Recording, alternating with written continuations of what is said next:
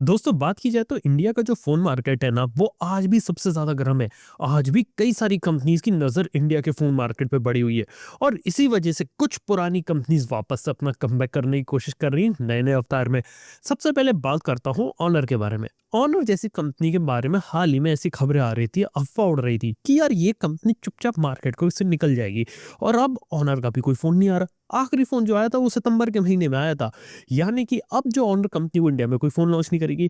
लेकिन जब ये खबरें मार्केट में आ रही थी ना, उसके बाद ये बात खुद माधव सेठ ने यहाँ पर कन्फर्म कर दी कि ये जो कंपनी है कहीं जाने नहीं वाली। यहाँ तक कि इन्होंने फ़ोटो भी डाल दी जो चाइना की टीम के साथ है और ऑनर एक बड़ा कमबैक कर सकती है। इसके साथ ही हमें ये भी पता चलता है कि इस साल ऑनर कंपनी शायद अपनी फाइनली इंडिया में मैन्युफैक्चरिंग शुरू करेगी। अभी तक प्रॉब्लम बस यही थी, ये कंपनी अब बाहर से फ़ोन लाती थी और बाहर से जब फ़ोन लाते हैं तो कीमत बहुत ज़्यादा हो जाती है और ऊपर से प्रॉब्लम आती है आफ्टर सेल सर्विस में। लेकिन अगर इंडिया में बनने लगे तो कीमतें डाउन होंगी और हमें पता है ऑनर कंपनी के फ़ोन्स के अंदर क्वालिटी काफ़ी अच्छी चीज़ें मिलती है। हालाँकि कई सारे लोग ऑनर को सिर्फ़ इसलिए रिकमेंड नहीं करते क्योंकि इसका हुआवे के साथ रिलेशन है, तो वो एक नेगेटिव पॉइंट ऑनर के साथ हमेशा तो रहने वाला है। लेकिन जिन लोगों को ब्लीडिंग एज ऑफ टेक्नोलॉजी पसंद है, नई-नई चीज़ें पसंद है, उन लोगों को ऑनर कंपनी के फ़ोन्स यहाँ पे पसंद आ सकते हैं। देखते हैं कंपनी इंडिया में इस साल अपना कमबैक करती है कि नहीं करती। इसके साल ऑनर के जो फ़ोन्स लास्ट ईयर आए थे, कुछ अच्छे फ़ोन्स भी थे, लेकिन उनके साथ हमेशा से एक दिक्कत थी आफ्टर सेल सर्विस की। सर्विस सेंटर में अवेलेबिलिटी नहीं होती, फ़ोन अगर खराब हो जाता है रिपेयर नहीं होता, वारंटी क्लेम करने में दिक्कत आ रही थी। इन सबको भी ऑनर यहाँ पे फिक्स करने वाली है, एक्सक्लूसिव सर्विस सेंटर खोलने के, वो चीज़ भी यहाँ पर देखते हैं क्या रहता है और ये भी प्रॉमिस किया गया कि इंडिया एक्सक्लूसिव प्रोडक्ट भी देखने को मिलेगा। यानी कि ऑनर कंपनी शायद एज़टेक के साथ या डिस्ट्रीब्यूशन मॉडल में या फिर कोई जॉइंट वेंचर करके इंडिया में अपनी एक अलग जगह बना सकती है। ऑनर कंपनी के बारे में बात हो गई। अब बात करता हूँ एसर कंपनी के बारे में। एसर आप लोग जानते हो कि आपके लैपटॉप और पीसी वाले मार्केट में तो एक अच्छा परफॉर्म कर रही थी और आज से कुछ साल पहले तक एसर कंपनी कुछ फ़ोन्स मार्केट में आते थे। लेकिन अब एसर कंपनी की कहानी बिल्कुल बदल चुकी है। अब वो दोबारा से इंडियन मार्केट में आना चाहते हैं। हालाँकि उसके पीछे की स्टोरी मैं आपको समझा देता हूँ। एसर जो कंपनी है टाइवानीज़ है और ये कंपनी खुद नहीं आना चाहती। बेसिकली जो एसर रहती है ना, यहाँ पर ये लोग आना चाहते हैं एज़ अ लाइसेंस के थ्रू। यानी कि एसर कंपनी का लाइसेंस एक इंडकॉल नाम की कंपनी उसने ले लिया है और वो इंडिया में फ़ोन बनाएगी, बेचेगी और एसर की ब्रांडिंग का यहाँ पे यूज़ करेगी। तो अब देखते हैं कि इसके फ़ोन्स और प्रोडक्ट्स यहाँ पर कैसे रहते हैं और मार्केट में जब इतना कॉम्पिटिशन है तो क्या यहाँ पे वापस आते हैं कि नहीं आते। और ऐसे ही तीसरी एक और कंपनी एंट्री ले रही है, वो है अल्काटेल।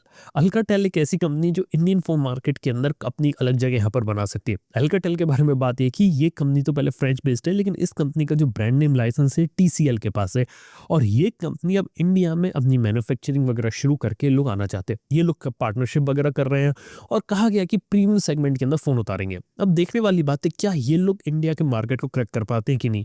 अब एक बात बताऊँ, मार्केट है ना बिल्कुल रीसेट हो रहा है। जैसा आपका 2015 में होता था ना, ठीक-ठीक वैसे, क्योंकि 2015 या 2016 एक ऐसा समय था जहाँ पे कई सारी कंपनीज़ इंडियन मार्केट को फ़ोकस कर रही थी और आ गई थी। और देखा जाए तो आज 2025 में भी हम वही कहानी सुन रहे हैं। इसके पीछे का रीज़न एक सिंपल सा है कि ग्लोबल लेवल पर जो स्मार्टफ़ोन मार्केट है ना वो डिक्लाइन कर रहा है।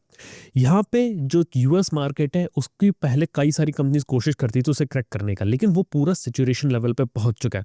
वहाँ पे किसी नई कंपनी के लिए जगह नहीं बची। यूएस मार्केट के बारे में बात करें तो आईफ़ोन बिकता है, आपका गूगल पिक्सेल बिक जाता है यहाँ पे थोड़ा और आपका सैमसंग चलता है और कुछ बजट में मोटोरोला चलता है।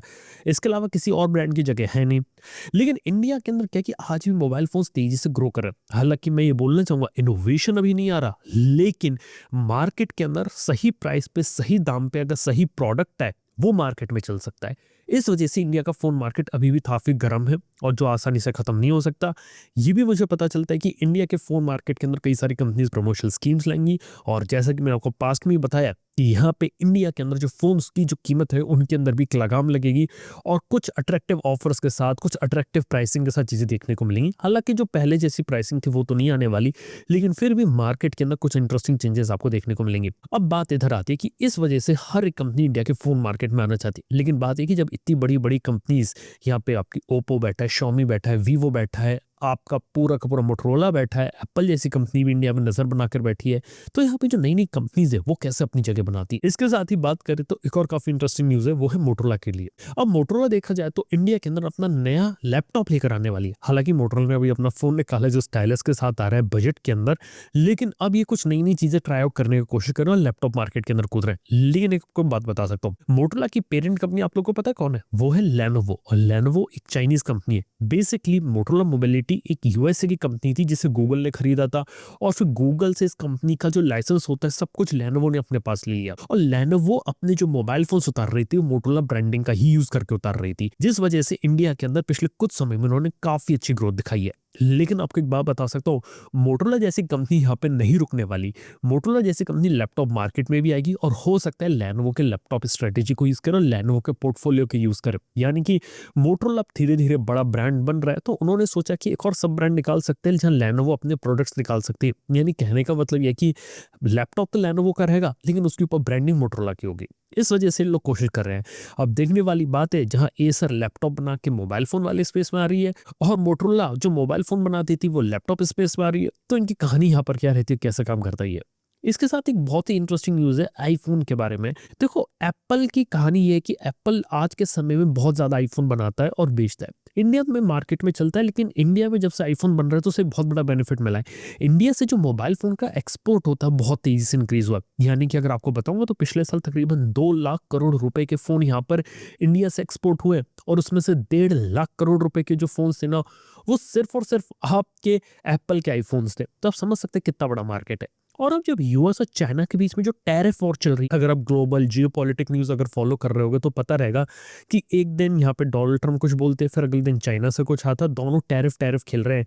यानी कि हमारा प्रोडक्ट अगर सामने वाली कंट्री में जाएगा तो उसके ऊपर सामने वाली कंट्री कितना टैक्स लगाएगी इस बारे में। और चाइना के ऊपर यही दिक्कत थी कि चाइना एक ग्लोबल मैन्युफैक्चरिंग हब था, और यहाँ पे चाइना को लूज पोजीशन करने के लिए अलग से टैक्स वगैरह लगा रहे थे। और इससे निपटने के लिए एप्पल अब ये कोशिश करेगा कि ज्यादा से ज्यादा जो आईफोन्स होते हैं, जहां पहले यूएसए के अंदर चाइना से बिकते थे, अब वो इंडिया से लेकर जाएगा। इवन ये भी खबर आई थी कि यहाँ पे कुछ प्लेन्स आईफोन्स भर भर के इन्होंने यहाँ पे यूएसए के अंदर भी मंगाए। जब से यहाँ पे टैरिफ इंप्लीमेंट हो, तब से जो लोग रहते हैं इनके पास ऑलरेडी आईफोन्स यहाँ पे होम मार्केट के अंदर बेचने के लिए। इसके साथ ये भी क्लेम किया जा रहा है कि आईफोन के साथ जो प्राइसिंग रहेगी इस बार बहुत इंक्रीमेंट होने वाला है, और इस बार आईफोन 17 की पूरी लाइनअप इंडिया नहीं ग्लोबल लेवल पे बहुत ही ज्यादा एक्सपेंसिव होने वाली है, जो शायद सारे रिकॉर्ड तोड़ सकती है। ये एक बात है। इसके अलावा ये भी एक बात बता सकता हूँ कि यहाँ पर यूएस वाले ये भी कह रहे कि चाइना से हटा के पूरी मैन्युफैक्चरिंग आप आईफोन की यूएसए के अंदर रहो। अब इसमें तो प्रॉब्लम क्या है, अगर एक आईफोन को यूएस में बनाना है बिना चाइना की इन्वॉल्वमेंट के, तो पहली बात बन ही नहीं सकता, क्योंकि एक एक छोटा सा कंपोनेंट, एक एक स्क्रू आपका चाइना में बनता है।